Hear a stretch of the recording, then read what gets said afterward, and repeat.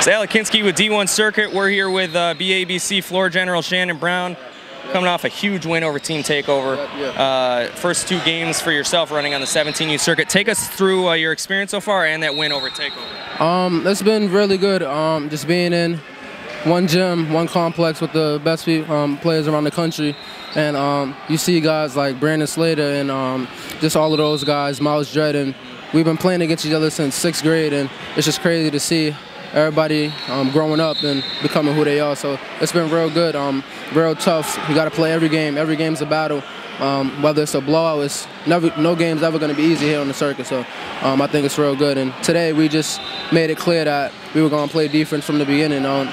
They beat us last year, and that was our first time beating them on my team, on my age group. So we made sure that we made it clear that we were going to come out, and we're not the best team on paper, but we're going to step out there and we're going to prove to everybody in the country that we got work to do this year. So seems to be a common trend with BABC squads, a little bit overlooked, but you know, extremely talented. You guys play a certain style. How much do you buy into that, and how much do you appreciate the BABC style? No, everybody buys in. There's not a single person that's on their own agenda. Leo does a great job of right away just letting everybody know the standards. He has no issue with what we do as long as we play hard and defend. He tells us all the time, you're going to have bad shooting nights, but you got control over two things, execution and effort. So every session we come in, people overlook us, but we don't pay no attention to that. We're not too big on the social media and the Twitter. We come out and we do what we got to do. So that's basically what it is. We're a brotherhood. We play for each other. So we block out everything that everybody else says about us. You mentioned Leo Papilli. He's a grassroots legend, really, and basketball legend. What has he done for you personally? He's done a lot for me. He's probably the toughest on me besides my father, and he really makes sure that I'm where I gotta be. He's had hundreds and hundreds of good point guards, Scooney Penn, Shabazz Napier, a bunch of guys. So he's really been sort of putting me on the right path and making sure I'm doing the right things. No turnovers, and today was a bad shooting day, but I controlled the team. I made sure Cole was hot, so I made sure we got the ball to Cole, and that's what it's about. Everybody's willing to sacrifice. If somebody's hot, we're willing to pass up our shots and get it to the hot hand. So he's done a good job with me, and I really appreciate him. Oh yeah, he's a pleasure to work with, really.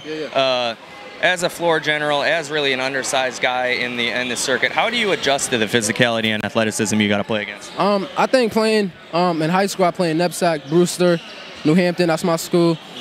South Kent, Sherman Waters went there last year, so it's actually a lot slower. Nepsac Triple A's, yeah. So it's actually a lot slower and less physical than that league. So when I come out here and I'm playing against kids that are my age, it's a huge difference where I'm playing against PGs, seniors. So it's actually a smooth transition. So I think that's a huge advantage that I have playing in that league, one of the best leagues, if not the best league in the country. So I definitely think I adjusted real well just from playing in that league alone.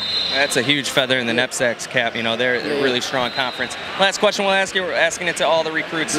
Regardless of who you think will be the MVP of the NBA, who do you think should be the NBA MVP? I think Russell Westbrook should be the MVP.